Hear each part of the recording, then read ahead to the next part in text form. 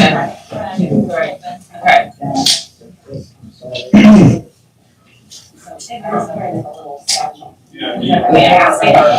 yeah, I saw that. I saw it.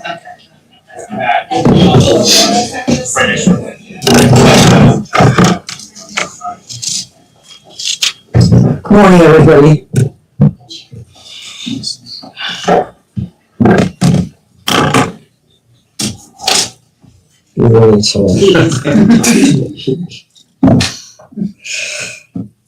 All right, everyone, good morning. We are here to announce a 15-count indictment handed up yesterday in federal district court involving an international auto theft ring. They don't need keys and they don't need hot wiring, no smashed windows, no drama. Just a sleek electronic device called an AUTEL, A-U-T-E-L. And in under a minute, the car's brain is rewritten. The car is gone in 60 seconds. Welcome to the new world of car theft. In the dead of night, crews strike the streets in Washington, D.C., in Maryland, and in Pennsylvania. And in seconds, they reprogram Corvettes, Camaros, Honda Civics, and a Honda Civic, by the way, is the most popular stolen car in the country today. They end up reprogramming these cars to accept a blank key fob. And it's almost immediate while on the street. They literally disconnect the GPS and the Bluetooth. But this isn't joyriding. These are high-end vehicles that are then loaded on transport carriers headed to ports in Savannah and Baltimore, Maryland. But first, they are cooled off. They are cooled off where the plates are exchanged, in one place on I Street in the Navy Yard, and in another place where they swap out the plates, curiously, a parking garage at a Marriott in Maryland. From there, they are loaded onto shipping containers that are labeled furniture as opposed to cars because there will not be as much scrutiny. And then the shipping containers are sent across the ocean to Africa, where they get top dollar on the black market. This is a sophisticated ring turning everyday cars into international cargo. The cars are gone in seconds. They are stripped of their tracking devices. They are cooled off where their plates are switched. They are transported and funneled to ports, and in sealed containers, they're shipped across the ocean to Africa, where demand is sky high and profits are enormous. In this indictment, we've identified over 20 cars with an estimated street value of just under $1 million. But law enforcement is continuing to investigate the fact that this ring may be involved in the theft of more than 100 vehicles in D.C. and more than 30 more vehicles in Prince George's County, Maryland, that is valued at up to $4 million. The individuals whose indictments have been unsealed at this point are Jacob Hernandez, David Kobe, Dustin Wetzel, Chance Clark, and James Young.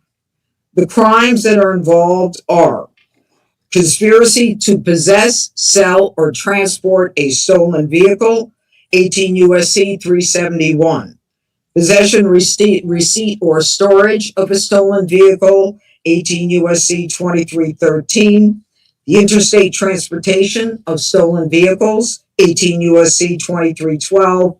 And first-degree theft under the D.C. Code, aiding and abetting.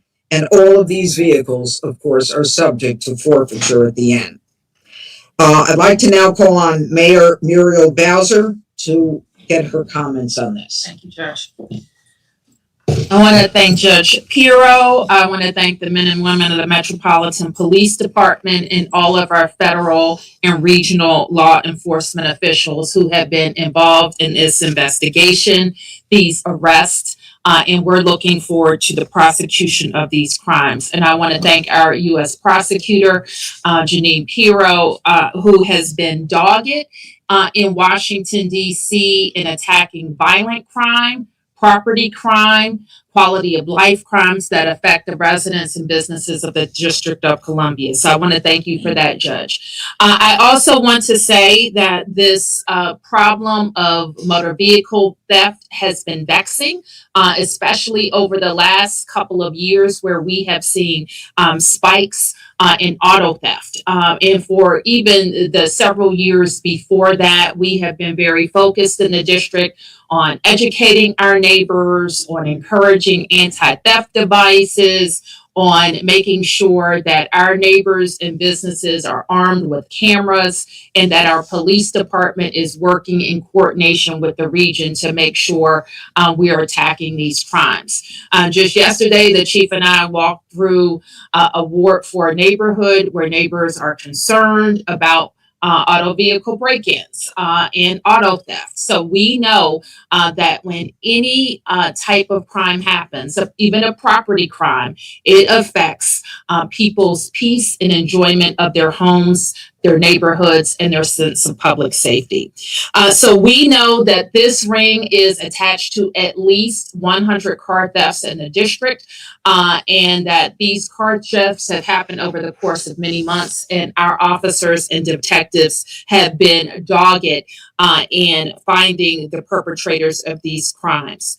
Motor vehicle thefts are already down 57% this year, and I hope that this means that we will continue to see steep declines. Most of these thefts happened more than a year ago, but our detectives kept at it even when the public's attention moved on. MPD is working to resolve these cases. Now we're here today. And that's also how we got to an 85% homicide closure rate last year. Our detectives, our federal partners, our crime lab, all working together to make sure we're taking perpetrators off the streets. And we will continue to work to get all levels and all types of crime down in our city. So I'm very grateful to the chief and to our prosecutors and our federal team. Chief. All right, thank you, ma'am. Good morning. Thank you, Madam Mayor. Thank you, Judge Piero. I'm Jeff Carroll, the Interim Chief of the Metropolitan Police Department. I'm joined here today by Assistant Chief Ramey Kyle of our Investigative Services Bureau, Commander Matthew Fitzgerald of our Violent Crime Suppression Division, and Detective David Wilkes of our District Investigations Division. First, I want to begin by providing updates on the two shootings that occurred overnight. We responded to a shooting in the 600 block of Kenyon Street shortly before 11 p.m. last night. An adult female was sadly pronounced deceased. Currently, we are searching for a 2-year-old missing child, Royce Hawkins. We have posted his image on social media, and we pushed it out via Amber Alerts to everyone's phone here in the city. Please, if you have any information related to the whereabouts of Royce, please call us immediately. We'll continue to provide updates on this case throughout the day. Additionally, yesterday evening at approximately 7 p.m., we responded to the 1300 block of Morris Road Southeast. We believe this is another domestic-related situation where the suspect in this case shot his former girlfriend and another man in the vehicle before taking his own life.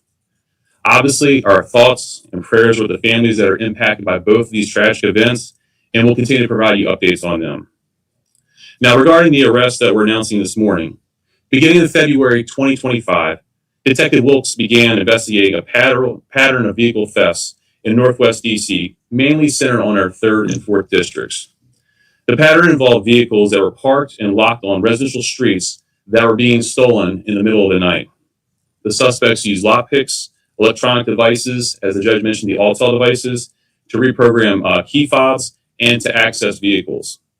They would then quickly move the vehicles off into parking garages in DC and in the surrounding areas. At the garages, the suspects would then swap out license plates, they would change the VIN numbers, and they would disable the GPS tracking devices in these vehicles. Our investigation revealed that this group worked to transport many of these stolen vehicles out of the country. Vehicles were moved through at least 3 ports up and down the East Coast, including Savannah, Georgia, Baltimore, Maryland, and Newark, New Jersey. Vehicles that were stolen here in DC were located as far away as Western Africa.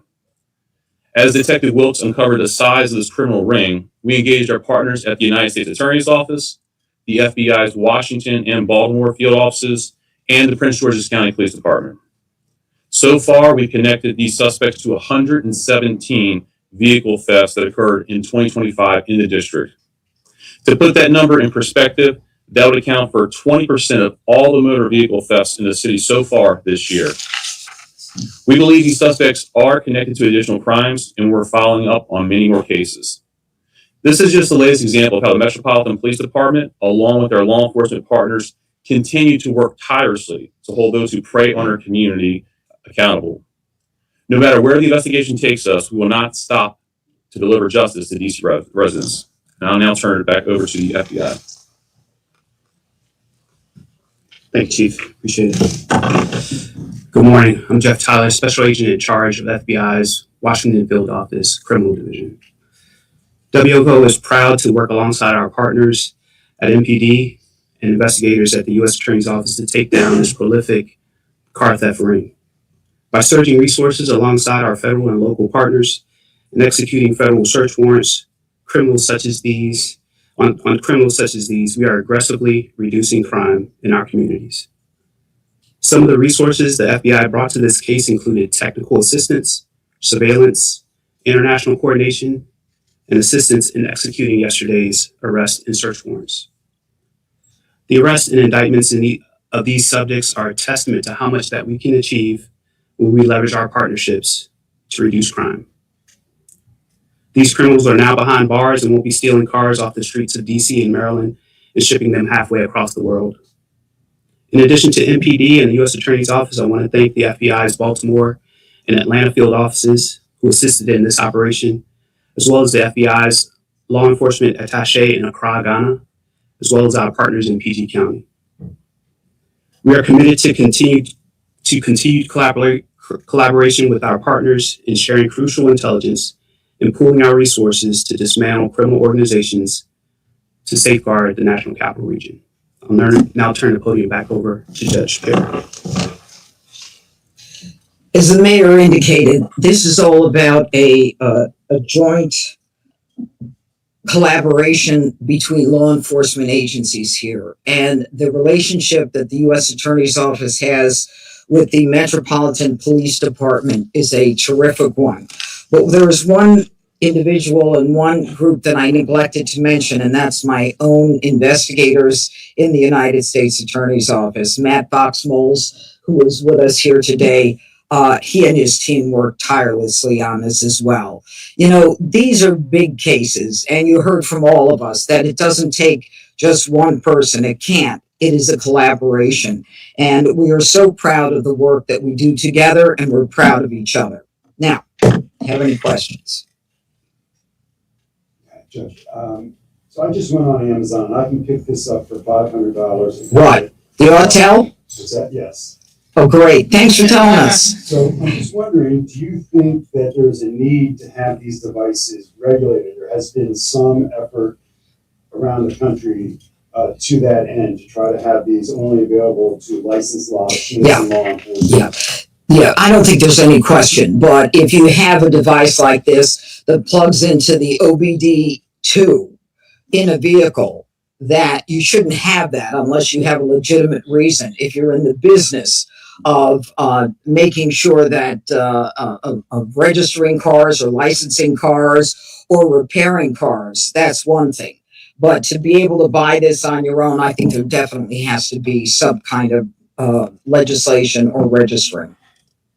Yes. Just follow up on that, Judge. Is there like a learning lesson? Because it seems pretty sophisticated what they're doing to just use this and clear out cars. Is there a learning lesson for DC drivers, you know, to keep in mind to protect their cars? And can you kind of just tell us what photos we're looking at to kind of narrate the picture of these cars that you've been able to get before shipped away, or? Yes, these cars here, I think some of them are Hondas. They are literally being transported to the ports. And because first they go to the garage, or to a location, I Street, the Navy Yard, and then they end up going to the port, and then they're put on a container. You can see a Honda right there, which is in a shipping container that is going on the high seas. So, you know, what can people do about their cars? You know, Chief, I might ask you to answer that. No, yes, ma'am. A couple things. So a couple things we recommend is folks who do have the key fobs use a Faraday bag. It's a bag that prevents the electronic from emanating from the key. The other thing is old school things. We pushed really hard last year and the year before when we had the increase in stolen autos about the club. Manual devices that actually lock the steering wheel, that even if you have an Autel device, you won't be able to drive that car because you have it. So I know a lot of people think those things are outdated, but they're not. They are good devices that prevent vehicles from still being driven even if someone changes that. So those are some of the things you can do. Also, things like air tags in the car, we've given those away before. So if your vehicle is stolen, we have an idea where it's at. And there are a lot of different programs that are out there as far as GPS in the vehicles. Some which in these cases, of course, were disabled, but those are some of the things. But, sometimes you have to revert back to our more older procedures like the club, which has been very successful. And the city gave out several of those throughout the year last year to try to combat some of these issues. So great question. Yeah, it is. Yes, sir. Thanks, Judge. As a follow-up to the question about Autel, you talked about engagement with other FBI field offices. You've talked about other ports even outside of the DC Baltimore area being used. How much of a national problem are you seeing with the use of these devices to be used for stealing cars? And then I have an off-top question. I can't tell you exactly what the national problem is, but I can tell you that these are old crimes being committed in new ways. There is always a desire for a car and getting your hands on a vehicle that you can't afford. This is something that I did 30 years ago when I was DA. I mean, the cars they were put on a rail across the country and then taken to the West Coast and then shipped to China. So this is nothing new. And I imagine that with the increase in the ability to steal these vehicles, if you don't have what the chief has just spoken about, then there is going to be a clear increase across the country. Absolutely. No, and I would just say, while it doesn't appear to be part of this ring's intent, we always focus on stolen automobiles because they can be used in other very serious crimes. And that's why we always have attention to that. And we always, like when our prosecutor says stealing cars is not joyriding. It's a serious crime, and it's a serious crime that can lead to more serious crimes. If I could ask my off-top question. Not off topic. Well, yesterday. Let's finish this. Well, Anybody else? Yes. Well, I'll get to you. So you mentioned this was last Go year, ahead. but in the past several years, we were reporting on an increased carjacking and Yes. other issues. Is this really connected to that, or this is its own Chief. separate thing? Yeah, so this will be separate, I would say, overall, because carjackings are when somebody's actually in the car or projection of the actual vehicle there. These are people that are parked cars, and then they're using devices to pick, get inside, and then reprogram. So kind of two different things. But with that being said, majority of cases that we see, we talk about homicide cases, robbery cases, they're using stolen vehicles, as the mayor mentioned, to go around commit these other crimes. So even though these cars may not be taken in carjackings from someone's possession, taking a stolen car and use them, they're usually used for those purposes because it's much more difficult to then locate and identify the suspect who committed those kinds of crimes. You talk about protecting the key fob. The key fob could be in your home. Yes. Where do these people need to be in order to? So you can steal the signal from the key fob. That's why the Faraday bags are used. You can also actually, if you get inside, plug in to the port as the judge mentioned, and also reprogram it that way, right? So that's why keeping the keys away from other things so you can't snatch that signal is one way to do it. Plugging in the port is another way to do it. So the way for that is to use a club or another locking device for the steering wheel that prevents the actual moving of the steering of the car. Can I also ask, are any of the victims looking at possibly getting their vehicles back, or also are you anticipating charging anyone else? Oh, yeah. We're absolutely, we are in the midst of an investigation where there are another 100 vehicles that we're looking at. I mean, this is just the beginning. And I suspect that it's going to be a much bigger case. Now that we've got 6 defendants, there's no question that we will be digging deeper. Yes, sir. 2 questions, one on topic and one but the shippers, like obviously these cars don't just end up in Africa. They don't? Where are they going? Well, I mean, but I'm just saying, like, what is going to happen to the shippers that either might knowingly or unknowingly ship these cars? Well, the question is whether or not we've got a conspiracy, and whether or not we can prove that they were aiding and abetting this ring. And if we can prove that, we absolutely will. But the issue is whether or not these guys who are stealing the vehicles are the ones who are labeling the containers, and what role the people who are actually shipping the containers have in terms of the labeling. I mean, there's a lot more peeling of the onion that we have to do. But if we think that they're part of it, we'll go after them as well. There's no question we will. Not off topic. Go ahead. You mentioned that there was somewhere on I Street in Navy Yard a pulling off is happening. Can you give more information? Is this a parking garage? Is this? Go ahead. Yeah, I'll talk a little bit. I won't give the exact Yeah. address, but it's a location. It was a parking garage in the Navy Yard area of a building that was there. And that's what So they were bringing it there, as the judge kind of mentioned, for a cooling off period after they've sealed, they would bring them there, and things like changing the tags, reventing the car, so that way it would be known that the cars are stolen as they put new tags, new VINs, and then work to actually get them transported out of the country. There was also no location, as was mentioned in Maryland, that they were doing that as well. Okay. Can you just explain what that box is? That's the autel. This is the device itself. Yes, sir. You mentioned a bunch of high-end sports cars and then said Honda Civics were Yeah. spotted. Why Honda Civics? It's the same question I asked. Why is Honda Civic the most popular stolen car in the United States? My understanding is that there are parts of the Honda Civics that can be used in other cars as well. Is that accurate? That's true. Well, then why Honda? Does anyone know? I think it's one of those popular cars that are out there as well, right? I mean, there's a Is lot it? of them that are out there. So when you start thinking about like vehicles that can be stolen, there's a lot that are very popular in the market, so they're also very easy to resell. Hiring cars draw a lot more attention, I'd say, overall. So, they're looking at both aspects of that. And then what kind of markdown were they being sold for overseas? There's a markup, not a markdown, because they can't get them overseas. This thing called a tariff. That's So, mic drop. are you saying that did prices go up because of the tariffs? I don't know anything about that. Oh, you want to answer that, Mayor? I don't know anything about that. All right. Who wants off topic? So yesterday at the confirmation hearing for Kevin Warsh, there was Oh, There's a lot it's of- Powell. of course, a lot of interest in your ongoing investigation of the Federal Reserve and Chair Powell. We heard one senator refer to it as a ridiculous exercise in the circus, and we heard Senator Tillis say that he found Warsh to be qualified, but still could not support his confirmation until there was some resolution to your investigation. Mhm. What do you see as the next steps in your investigation? And there was also mention of the visit to the Federal Reserve construction site last Mhm. week as an instance. The word that was used to describe that was doubling down on the investigation. Hmm. What was the inspiration, motivation for making that visit on that particular day? The cost overruns on that building are well over $1 billion. This investigation continues. I am in the legal lane. There are others who are in the political lane. I don't intersect those two lanes. I am going forward. We are appealing the decision of Judge Boasberg.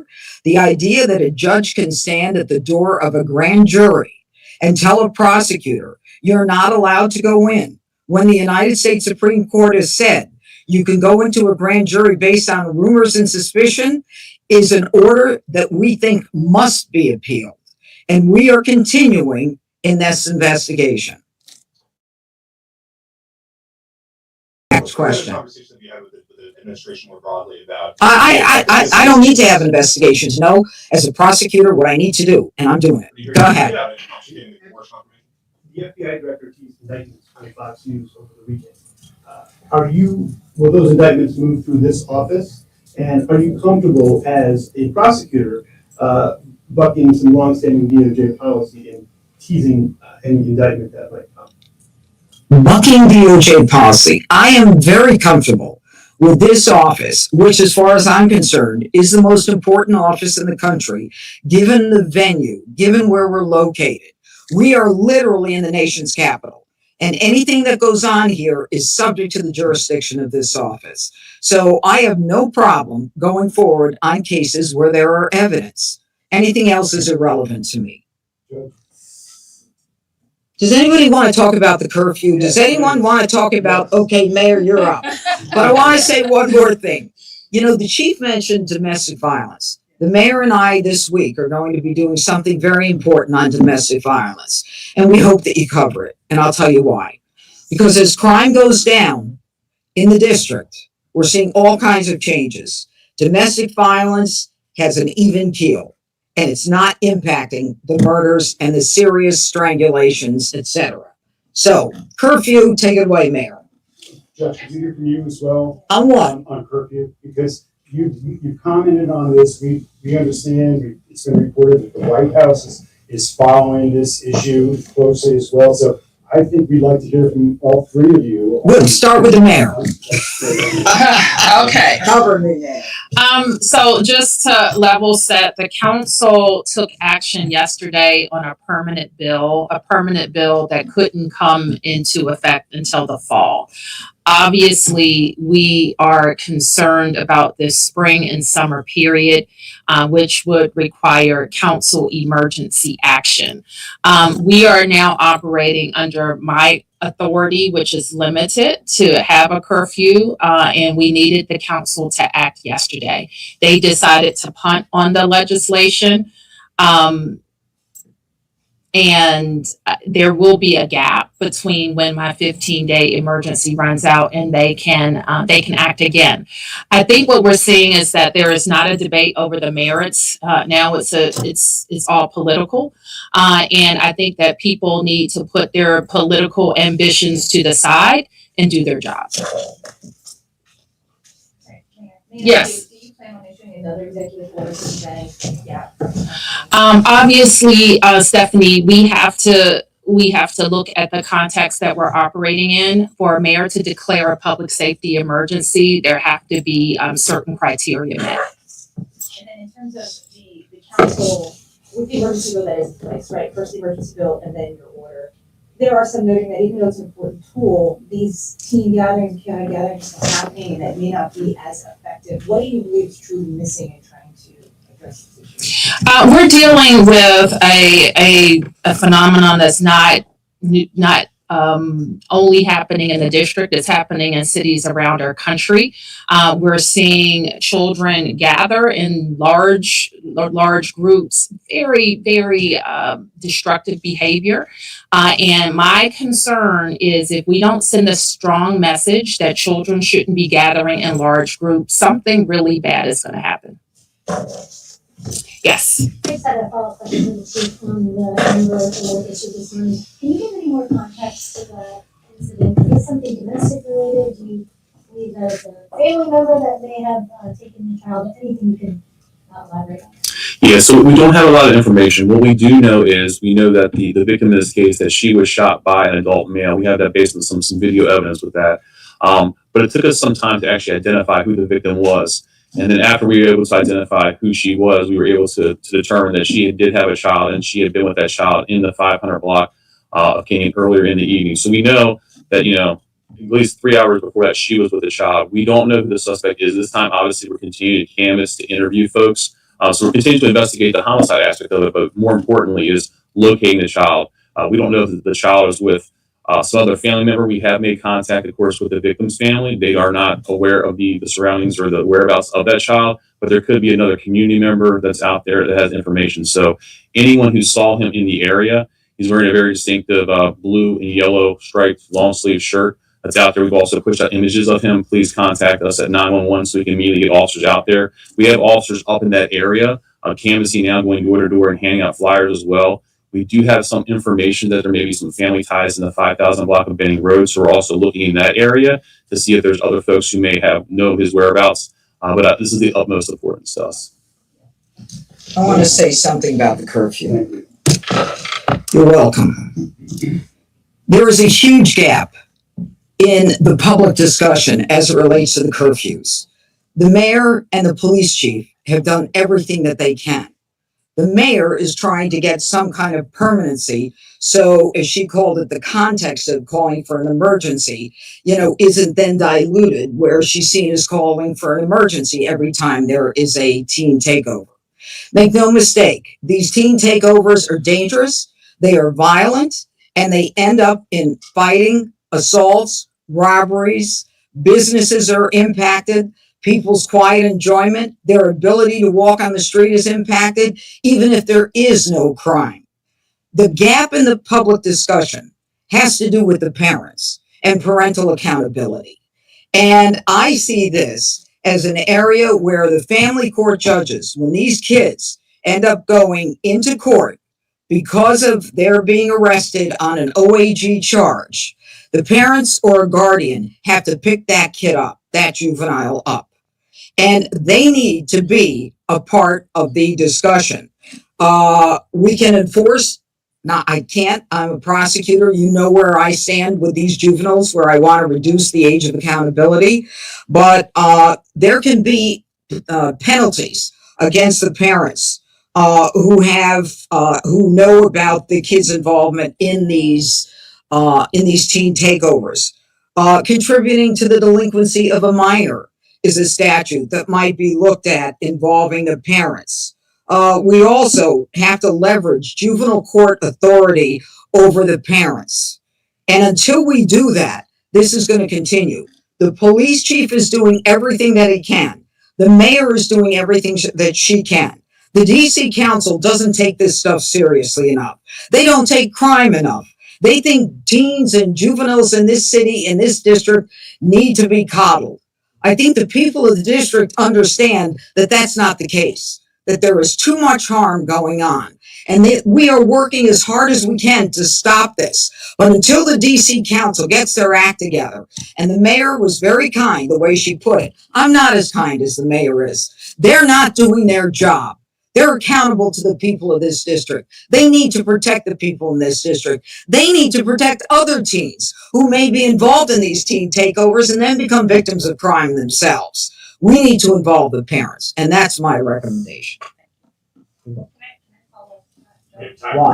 One last question. It's a question on how that actually works if the juveniles are not picked up on the curfew. Does that mean you're only limited to any of the kids who actually commit a violent crime? It's not a violent crime. It doesn't have to be a violent crime. Chief, you can talk about the fact that the promoting and all the other crimes. Yeah. If you're not arrested for Friday for curfew, do you have any numbers on are these kids being brought in for the curfew? So we do have some young people that are being brought in for curfews. We don't see large numbers of them inside those areas. Typically what we see when the curfew is in effect in the limited areas is, the law requires us to have to be in a group of 9 or more, and it requires us to provide warnings to try to gain voluntary compliance beforehand. And of course, it's limited to 8 to 11 o'clock when the regular code curfew breaks in there. So if they're in violation of that, if there's a group of 9 or more, then we have to give those warnings. And what we typically see is when the warning is provided, either the juveniles, young people will break into smaller groups, or they'll go outside of those areas. So they're no longer in violation of the curfew.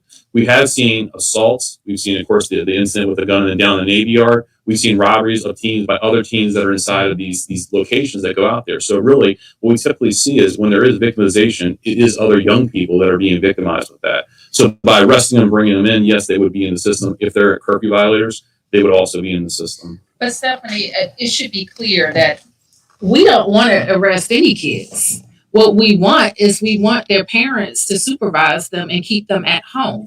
By the time they get into a large group at the Navy Yard or someplace else, there's already danger.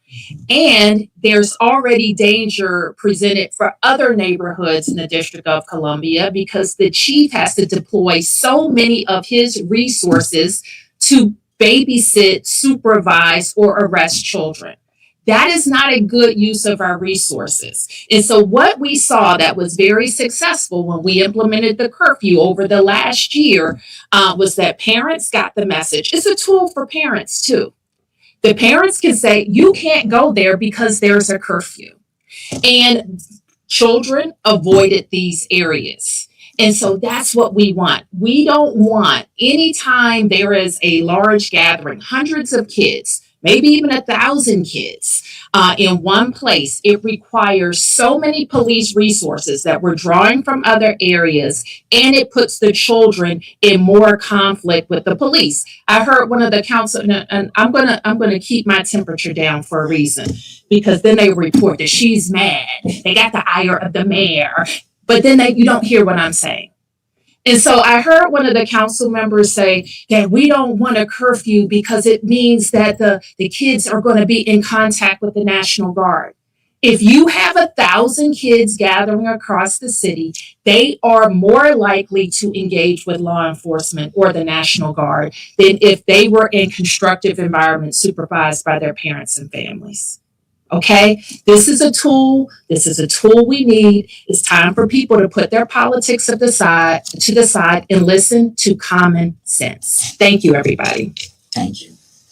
All right, everyone. Thank you.